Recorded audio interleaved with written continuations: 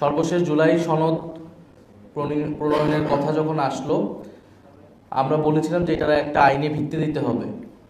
শুধুমাত্র আমরা যদি কতগুলো রাজনৈতিক দল এক জায়গায় বসে একটা দীর্ঘ আলোচনার মধ্য দিয়ে কিছু বিষয়ে ঐক্যমত আসি, সেটাই যথেষ্ট না যে একটা নিশ্চয়তা আমাদেরকে দিবে যে সেই বিষয়গুলো রাজনৈতিক দলগুলো পরবর্তীতে ক্ষমতায় গেলে সেটা বাস্তবায়ন করবে।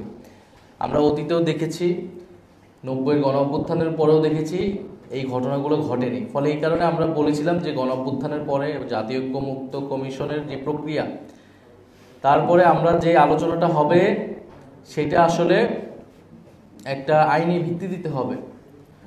তো আগামীকাল যেই অনুষ্ঠানটা হতে যাচ্ছে সেখানে জুলাই সনদ স্বাক্ষরের ঘটনা ঘটবে। ফলে জুলাই সনদের আইনি ভিত্তি বা যেই অর্ডার জারি করার কথা বলা হচ্ছে, সেই অর্ডার জারির আগে স্বাক্ষর সেটা কিন্তু কেবলমাত্র সেরিমোনিয়াল, সেটা আনুষ্ঠানিকতা।